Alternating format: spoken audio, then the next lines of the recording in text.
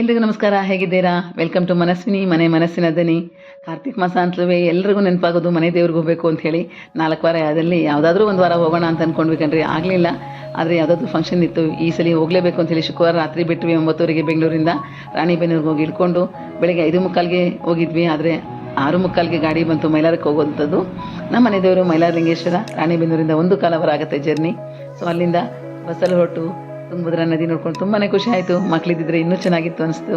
ಆದರೆ ಮಕ್ಕಳೆಲ್ಲ ದೊಡ್ಡವರಾಗಿರೋದ್ರಿಂದ ಅವ್ರವ್ರ ಕೆಲಸದಲ್ಲಿ ಮಗ್ನರಾಗಿದ್ದಾರೆ. ಸೊ ಅದರಿಂದ ನಾವು 1.5 ತಿಂಗಳಿಂದ ಮಗಳು ಮತ್ತು ಅಳಿಯನ ಜೊತೆ ಬಂದಿದ್ವಿ, ಬೀಗರು ಎಲ್ಲನೂ. ಆಗ ದರ್ಶನ ಮಾಡ್ಕೊಂಡು ಹೋಗಿದ್ವಿ. ನಂತರ ಈಗ ಬಂದು ಅಲ್ಲಿ ಫ್ರೆಶ್ ಅಪ್ ಆಗಿ ನಾವು ಹೂವಿನ ಹಾರಗಳು ತೊಗೊಂಡು, ಜಾಸ್ತಿ ಅಂಗಡಿ ಓಪನ್ ಆಗಿರಲಿಲ್ಲ. ನಾಳೆ ತುಂಬಾ ಓಪನ್ ಆಗುತ್ತೆ, ಯಾಕೆಂದರೆ ಕಡೆ ಕಾರ್ತಿಕ್ ಸೋಮವಾರ ಅಲ್ವಾ. ಅದಕ್ಕೋಸ್ಕರ ಮಳ್ಳಕ್ಕಿಗೆ ಸ್ವಲ್ಪ ಬಳೆ ಎಲ್ಲ ತೊಗೊಂಡಿದ್ದೆ, ಇಲ್ಲಿಂದ ತೊಗೊಂಡು ಹೋಗೋದು ಬೇಡ ಅಂಥೇಳಿ. ದೇವಸ್ಥಾನ ಎಂಟ್ರಿ ಆಗುತ್ತಲೇ ಇನ್ನೂ ಒಂಥರ ಖುಷಿ ಕಣ್ರಿ. ಮನೆ ದೇವ್ರು ಬಂದಿದ್ದೀವಿ ಅಂತ ಅಲ್ವಾ. ಎಲ್ಲ ದೇವಸ್ಥಾನಗಳಿಗೆ ಹೋಗೋದು ಒಂಥರ, ಆದರೆ ಮನೆ ದೇವ್ರಿಗೆ ಬರೋದೇ ಒಂಥರ ಖುಷಿ ಅಲ್ವಾ. ಸೊ ಅದಕ್ಕಿಂದ ನಾವು ಅಲ್ಲಿಂದನೇ ಚೀಟಿ ತೊಗೊಂಡು ದೇವ್ರ ದರ್ಶನಕ್ಕೆ ಒಳಗಡೆ ಹೋದ್ವಿ. ಅಲ್ಲಿ ಕ್ಯಾಮ್ರಾ ಅಲೋ ಇಲ್ಲ ಅಂದರೂ ನಾನು ಸ್ವಲ್ಪ ತೊಗೊಂಡ್ಬಿಟ್ಟಿದ್ದೆ, ಏನೇ ಮಕ್ಳಿಗೆ ತೋರಿಸ್ಬೇಕು ಅಂಥೇಳಿ. ಮಕ್ಕಳು ಬರಲ್ವಲ್ಲ, ಆಗ ಮಕ್ಕಳಿಗೆ ಈ ಥರ ವಿಡಿಯೋ ಮಾಡಿ ಹಾಕೋದು ಅಭ್ಯಾಸ ಮಾಡ್ಕೊಂಡ್ಬಿಟ್ಟಿದ್ದೀವಿ. ಏನು ಮಾಡೋದು, ಅಲ್ಲಿ ದೇವರಿಗೆ ಹೂ ಕೊಟ್ಟು ಮಂಗಳಾರತಿ ತೊಗೊಂಡು ಅಲ್ಲಿಂದ ಅಮ್ಮನವರು ಗಂಗಮಾಳಮ್ಮ ಅಂತ ಹೇಳಿ ಅಲ್ಲಿ ಅಮ್ಮನವ್ರಿಗೆ ಮಡ್ಲಕ್ಕಿ ತುಂಬಿ, ಲಾಸ್ಟ್ ಟೈಮ್ ಬಂದಾಗ ಸೀರೆ ಉಡಿಸಿ ಪಂಚೆ ಎಲ್ಲ ಕೊಟ್ಟೋಗಿದ್ದೆ ದೇವರಿಗೆ. ಸರಿ ಬರೀ ಬ್ಲೌಸ್ ಪೀಸ್ ತೊಗೊಂಡು ಮಡ್ಲಕ್ಕಿ ತುಂಬಿದ್ದೆ. ಹಾಗೆ ಸ್ವಲ್ಪ ಕಾಣಿಕೆನೂ ಇಡಬೇಕು ಅಂತಂದರು. ಕಾಣಿಕೆ ಇಟ್ಟು ಹೂವಿನ ಹಾರ ಕೊಟ್ಟು ಎಲ್ಲ ಹೆಣ್ಮಕ್ಳಿಗೂ ಸೌಭಾಗ್ಯಗಳನ್ನು ಕೊಡಲಿ ಅಂತೇಳಿ ಕೈ ಎತ್ತಿ ಮುಗಿದು ಆರತಿ ತೊಗೊಂಡು ಅಲ್ಲಿಂದ ಹೊರಗಡೆ ಬಂದ್ವಿ. ಅಮ್ಮನವ್ರಿಗೆ ಮತ್ತು ದೇವರಿಗೆ ಇಬ್ಬರಿಗೂ ತುಂಬ ಚೆನ್ನಾಗಿ ಅಲಂಕಾರ ಮಾಡಿದರು. ನೋಡೋದಕ್ಕೆ ಕಣ್ಸಾಲಲ್ಲ. ಯಾಕೆ ಅಂದರೆ ಅಲ್ಲಿ ಉದ್ಭವಲಿಂಗ ಇದೆ ಮೈಲಾರಲಿಂಗೇಶ್ವರನ ಹತ್ರ, ಮತ್ತು ಗೋಡೆಯಲ್ಲೇ ಮೈಲಾರಲಿಂಗನ ಒಂದು ಮೂರ್ತಿನ ಮಾಡಿದ್ದಾರೆ. ತುಂಬಾ ಚೆನ್ನಾಗಿದೆ, ಮಣ್ಣಿಂದು. ನೀವು ದೇವ್ರು ನೋಡ್ತಾನೆ ಸ್ವಲ್ಪ ಇದೆಲ್ಲ ಚೆಲ್ ಅನ್ಸೋಂಥ ಒಂದು ಭಾವನೆ ಬರುತ್ತೆ. ದೇವಸ್ಥಾನ ಎಲ್ಲ ತುಂಬ ಖಾಲಿಯಾಗಿತ್ತು ಕಣ್ರಿ. ಜನ ತುಂಬ ಕಮ್ಮಿ ಇದ್ದರು. ಆದರೆ ನಾಳೆ ಮತ್ತು ನಾಳಿದ್ದು ತುಂಬ ಜನ ಆಗ್ತಾರೆ. ಅದಕ್ಕಿಂತ ನಾವು ಇವತ್ತು ಶಾಂತವಾಗಿರುತ್ತೆ ಅಂತಲೇ ರಜೆ ಹಾಕ್ಕೊಂಡು ಬಂದುಬಿಟ್ಟಿದ್ವಿ. ನಂತರ ಅಲ್ಲಿ ದೀಪ ಹಚ್ಚಬೇಕು ಅಂತ ತುಂಬ ಕಡೆ ವ್ಯವಸ್ಥೆ ಮಾಡಿರ್ತಾರೆ. ಆದರೆ ಅಲ್ಲಿ ತುಂಬಾ ಗಲೀಜಾಗಿತ್ತು, ವ್ಯವಸ್ಥೆ ಆಗಿರಲಿಲ್ಲ ಅಂಥೇಳಿ ನಾನು ಅಮ್ಮನವ್ರ ಮುಂದೆ ಧ್ವಜಸ್ತಂಭ ಇದೆ, ಆ ಕಡೆ ಒಂದು ಸೈಡಲ್ಲಿ ಹಚ್ಚಿದೆ. ತುಂಬಾ ಗಾಳಿ ಕಣ್ರಿ. ದೀಪ ಹಚ್ಚೋದಕ್ಕೆ ತುಂಬ ಸ್ವಲ್ಪ ಕಷ್ಟ ಆಯಿತು. ನಂತರ 6 ದೀಪನ ಒಂದು ಕಡೆ ಇಟ್ಟು ಹಚ್ಚಿದ ಮೇಲೆ ನಮಸ್ಕಾರ ಹಾಕ್ಕೊಂಡು, ಈ ವರ್ಷ ಕಾರ್ತಿಕ್ ಮಾಸದ ಒಂದು ಹರಕೆ ಮುಗೀತಪ್ಪ ಅಂತ ಹೇಳ್ಕೊಂಡು ಸ್ವಲ್ಪ ಸೆಲ್ಫಿಗಳು ತೊಗೊಂಡು ಅಲ್ಲಿಂದ ಮಕ್ಕಳನ್ನಂತೂ ತುಂಬಾ ಮಿಸ್ ಮಾಡ್ಕೊಂಡ್ವಿ ನಾವು ಈ ಸರ್ತಿ. ಅಲ್ಲಿಂದ ಹೊರಟ್ವಿ.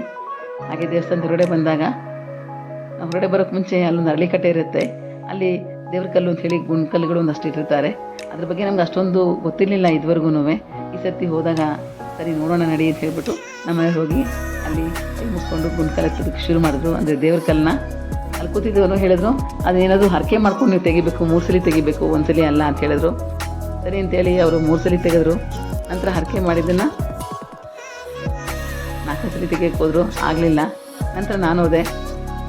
ಅವ್ರಿಗೆ ಆಗ ಕ್ಲೀನಾಗಿ ಎಕ್ಸ್ಪ್ಲೇನ್ ಮಾಡಿ ಹೇಳಿದ್ರು, ನೀವೇನಾದರೂ ಮನಸ್ಸಲ್ಲಿ ಸಂಕಲ್ಪ ಮಾಡಿಕೊಂಡು 3 ಸಲ ತೆಗೀರಿ. ಅದು ಎಷ್ಟು ತೂಕ ಇರುತ್ತೆ ಅಂತ ನಮ್ಗೆ ಗೊತ್ತಾಗಲ್ಲ, ಅಂದರೂ ನಾವು ತೆಗಿತೀವಿ. ನಮ್ಮ ಶಕ್ತಿ ಮೀರಿ ಅದನ್ನು ಎತ್ತುತ್ತೀವಿ ಮೇಲೆ. ನೋಡಿ 2 ಸಲ ಕ್ಲೀನಾಗಿ ತೊಗೊಂಡೆ. ಭಾರ ಇಲ್ಲ ಅಂತಲ್ಲ, ಭಾರ ಅದರದ್ದೇ ಭಾರ ಪ್ರತಿಯೊಂದು ಕಲ್ಗೂ ಇದೆ. ಸೊ 3 ಸಲ ತೆಗೆದಾಗಿತ್ತು. ಸೊ 4ನೇ ಸಲ ತೆಗಿಬೇಕಾದ್ರೆ ನಮ್ಮ ಹರಕೆ ತೀರಿಸೋ ಥರ ಇದ್ದರೆ ಅಲ್ಲೇ ಕೂತ್ಕೊಳ್ಳಪ್ಪ, ಮೇಲೆ ಬರಬೇಡ ಅಂಥೇಳಿ ಅಂದ್ಕೊಂಡು 4ನೇ ಸಲ ತೆಗೀರಿ ಅಂತ ಅಲ್ಲಿ ಹೇಳಿದ್ರು ಅವ್ರು ಕೂತಿದ್ದವರು. ಸರಿ ಅಂಥೇಳಿ ಅವ್ರು ಹೇಳಿದ್ದನ್ನ ಗಮನದಲ್ಲಿ ಇಟ್ಕೊಂಡು ಹರಕೆ ಮಾಡ್ಕೊಂಡಿದ್ನಲ್ಲ ಆ ಥರ ಅಂದ್ಕೊಂಡು ಮೇಲೆ ತೆಗಿಯೋಕ್ಕೆ ಪ್ರಯತ್ನ ಮಾಡಿದೆ ಕಣ್ರಿ. ಬಲ ಎಲ್ಲ ಬಿಟ್ಟು, ಆದರೆ ನಿಜವಾಗ್ಲೂ ಹೇಳ್ತೀನಿ, ಕಲ್ಲನ್ನ ಮೇಲೆ ತೆಗೆಯೋದಕ್ಕಾಗಲೇ ಇಲ್ಲ ಕಣ್ರಿ. ತುಂಬಾ ಆಶ್ಚರ್ಯ ಆಗೋಯ್ತು. ನಾವೆಷ್ಟೇ ಟೆಕ್ನಾಲಜಿ ಮುಂದುವರೆದ್ರು, ಸೈಂಟಿಫಿಕ್ಕಾಗಿ ಮುಂದುವರೆದ್ರು, ದೇವರೇ ಅಲ್ವಾ.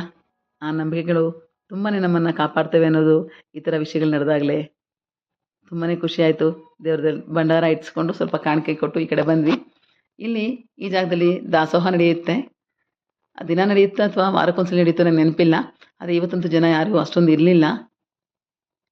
ನಾಳೆ ನಾಳಿದ್ದು ತುಂಬಾ ತುಂಬ ಹೋಗ್ತಾರೆ ಕಣ್ರಿ, ಭಾನುವಾರ ಸೋಮವಾರ. ಹಾಗೆ ಹೊರಗಡೆ ಬಂದು ಸ್ವಲ್ಪ ಮನೇಲಿ ಕುಂಕುಮ ಖಾಲಿ ಆಗ್ತಾ ಬರ್ತಿತ್ತು. ಸೊ ಚೆನ್ನಾಗಿರೋ ಒಂದು ಕುಂಕುಮ ತೊಗೊಂಡು, ಮತ್ತು ಅಲ್ಲಿ ಒಂದು ಭಂಡಾರ ಬರುತ್ತೆ ಯೆಲ್ಲೋ ಕಲರು. ನಮ್ಮ ಥರ ಯೆಲ್ಲೋ ಕಲರ್ ಅಲ್ಲ, ಆ ಕಡೆ ಉತ್ತರ ಕರ್ನಾಟಕದ ಕಡೆನೇ ಬೇರೆ ಥರ ಯೆಲ್ಲೋ ಕಲರು ಭಂಡಾರ ಅಂತಾರೆ ಅದನ್ನು ತೊಗೊಂಬಂದೆ. ಹೊಸಲಿಗೆ ಅಂಟುತ್ತೋ ಇಲ್ವೋ ನನಗೆ ಗೊತ್ತಿಲ್ಲ, ಅದನ್ನು ಬಂದು ಒಂದು ಟ್ರಯಲ್ ನೋಡಬೇಕು. ಆ ಕಡೆ ಜನ ಎಷ್ಟು ಒಳ್ಳೆಯವರು ಅಂತೀರಾ, ಗುರ್ತಿಲ್ಲ, ಪರಿಚಯ ಇಲ್ಲ. ಒಂದು ಸ್ವಲ್ಪ ಕುಂಕುಮ ಕೊಟ್ಟು ತೊಗೊಂಡಿದ್ದಕ್ಕೇನೆ ಈ ಸಲ ಜಾತ್ರೆ ಬನ್ರಣ್ಣ, ನಮ್ಮನೇಲಿ ಜಾಗ ಕೊಡ್ತೀವಿ, ಬಂದು ಉಳ್ಕೊಂಡು ದೇವ್ರ ದರ್ಶನ ಮಾಡ್ಕೊಂಡು ಹೋಗಿ ಅಂತಂದರು. ತುಂಬಾ ಇಷ್ಟ ಆಯಿತು. ರಾತ್ರಿ ಬರೋಷ್ಟೊತ್ತಿಗೆ 10:30 ಮನಸ್ಸುಗಳು ತುಂಬಾ ಖುಷಿಯಾಗಿತ್ತು.